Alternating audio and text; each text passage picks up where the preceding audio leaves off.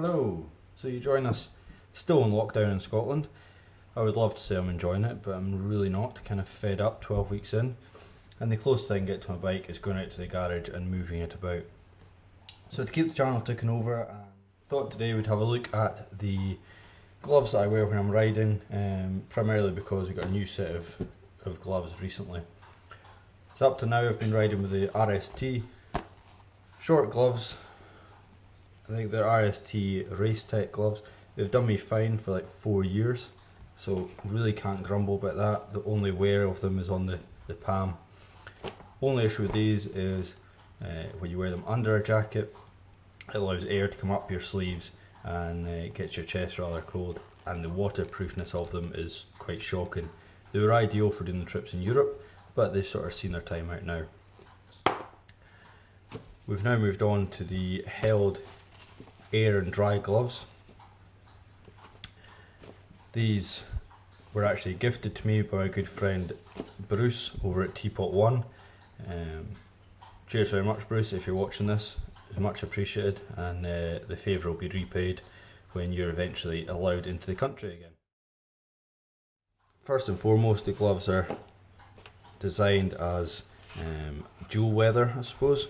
So summer gloves and a sort of rainy / winter glove. Two sections to them, being a breezy section and a Gore-tex dry section, which we'll come to later on. Looking at the gloves, quite well designed, knuckle protection, little bits of protection on the pinkies there for if you end up in a slide. Wrist attachment or wrist adjustment, get a really nice grip on the wrist, plus the gauntlet style, should I say, Velcro attachment there. I've also got them turned over. If we look at the palm, it's made up of a kangaroo leather, which allows in a good bit of ventilation, but at the same time it's soft but durable. On that note, the one downside I have found is that they do get quite grubby, as you can see on the index finger there.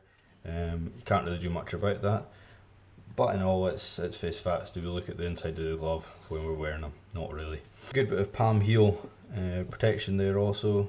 Gives a bit of cushioning for when you're on longer journeys.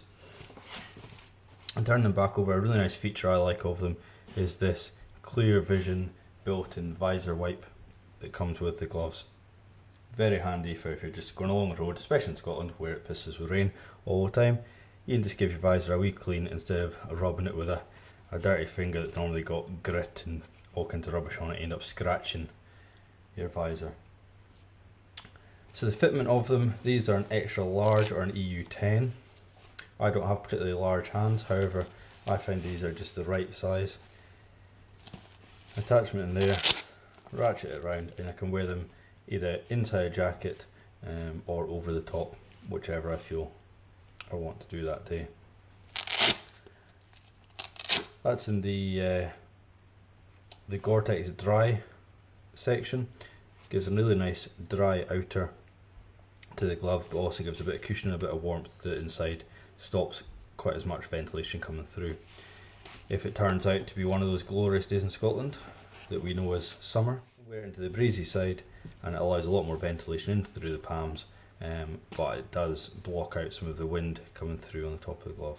Say I was gifted these gloves, but online they retail at anywhere between £149 and £179 a pair, which is up there. You know, it's one of the higher end sets of gloves you can get. Gore-tex gloves, they're going to keep you dry. I've worn them in all kinds of weather in Scotland and never once have let me down so far, so touch wood, hopefully that continues for the touring that will undoubtedly have to wait until 2021 now. That's really about all you can say for gloves. Gloves are gloves.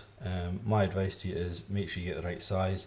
These RST ones, in all honesty, were a bit too big for me when I got them, and I've just struggled through for the last 4 years. These are more perfect a fit. You can get really nice feedback in the controls, push the buttons on camera, intercom, etc. with some certainty I'm actually pushing the right button, which is always good. I would give them about 4 out of 5 stars. Yeah. Thanks for watching, guys. If you like what you see, please hit the like button, hit the subscribe if you wish to see more, Hopefully next year we'll be able to get touring again, show you some more videos. But until then, keep yourselves safe,